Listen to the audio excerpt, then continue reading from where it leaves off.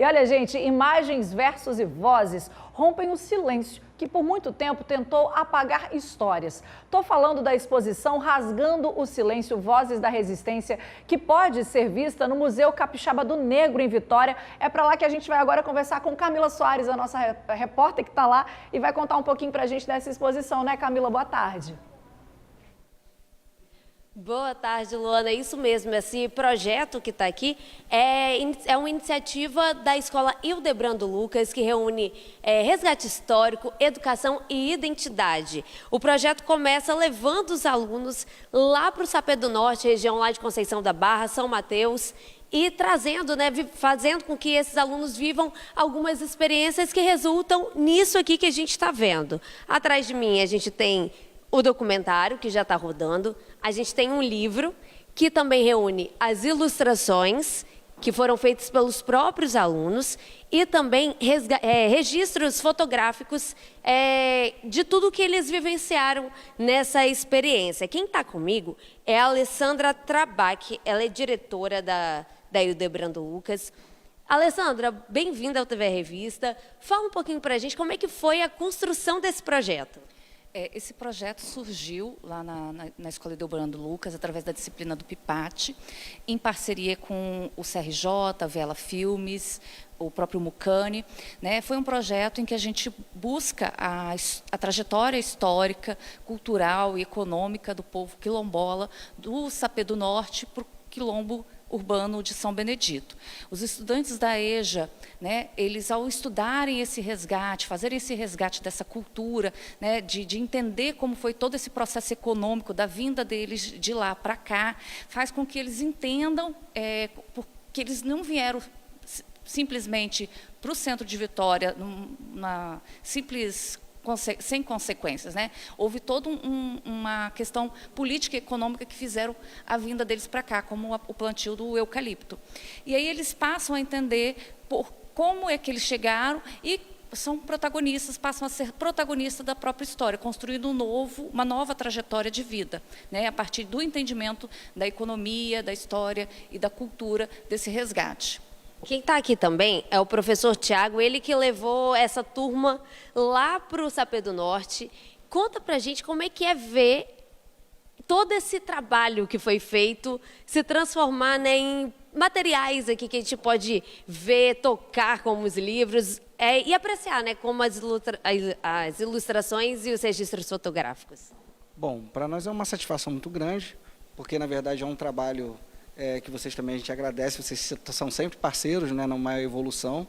Começou com um documentário, de modo público, avança para a construção do livro, seguido a exposição. Porém, isso vem de meses de estudo, na verdade, do Núcleo de Representações Sociais da UFS, do qual a gente usa os saberes para entender que a ressemantização de um discurso étnico-racial ou antirracista passa pela escutativa.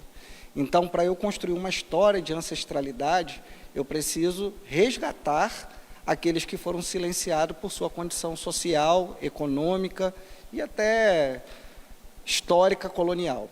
Então, nesse movimento, na verdade, a gente cria a figura do griot, que a gente consegue mapear através de um estudo acadêmico, em particular o São Benedito, que é um ambiente que está em um movimento inicial de autodeclaração, que é a primeira ligação de negritude quilombola que a gente tem próximo onde estamos. E conectamos eles ao Sapé do Norte. Ou seja, contamos a história preta da nossa comunidade escolar, no caso, daquele ponto, tratando a educação até a sua origem, no caso da diáspora que ocorreu no Sapé do Norte, a partir do movimento escravocrata colonial e depois da própria pressão do capitalismo e outros fatores.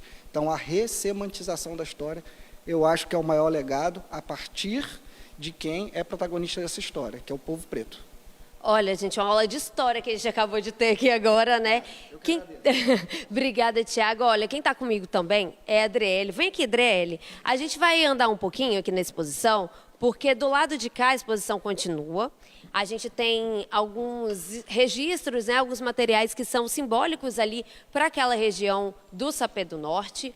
E aqui com a Adriele, a gente tem um poema que foi feito por ela, que mostra um pouco dessa relação, né? Do que você viu lá e com as suas vivências. Como é que foi para você viver essa experiência?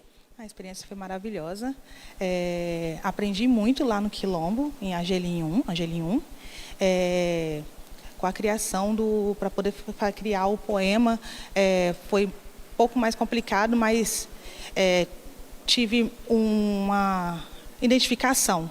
Eu me identifiquei com uma mãe que estava lá e vi uma criança pedindo, e eu lembrei assim, gente, tudo que eu passo dentro de casa, eu estou revivendo aqui. Então, criei o poema Mãe, através da vivência que eu tive lá no Quilombo.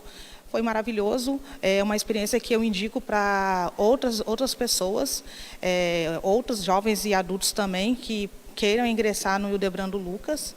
Foi assim, maravilhoso para mim, tanto no Quilombo quanto estar estudando no Hildebrando Lucas. Agora eu vou pedir para você ler um pedacinho para a gente, pode ser? Sim, sim.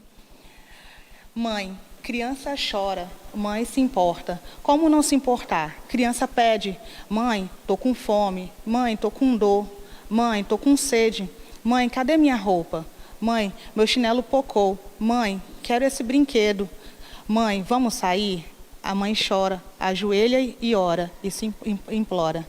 Pois nem tudo que a criança quer, ela pode dar, comprar ou até apoiar. Olha, gente, a gente está mostrando também o trecho. Eu vou interromper a Adriele, que a gente já conseguiu mostrar um pouquinho, só para a gente conversar com o Luiz Cláudio rapidinho. Luiz Cláudio, qual a importância do Mucane estar recebendo uma exposição como essa? A exposição é muito importante para o povo negro, né? O Mucane, ele transcende essa questão só do povo de uma forma geral. A gente busca efetivamente fazer com que as pessoas venham aqui no Mucane, né, para poder conhecer o espaço e a identidade negra e a cidadania negra, né, que muito ficou no passado. Então, uma exposição como essa reafirma efetivamente a nossa escuta, né, do povo negro, né, reafirma a história negra no Brasil e ajuda com que as pessoas, os jovens, aprendam sobre a cultura negra capixaba e brasileira. Maravilha, Luiz Cláudio. Olha, gente, para a gente encerrar essa aula de história aqui, quem quiser conhecer mais, pode vir até o Mucane. Até o dia 30 de abril a exposição é gratuita, então é só vir para conhecer um pouquinho, pode ver também, ouvir um pouquinho do documentário e ver um pouco dessa exposição, que tem muitos registros lindos aqui, viu, Luana?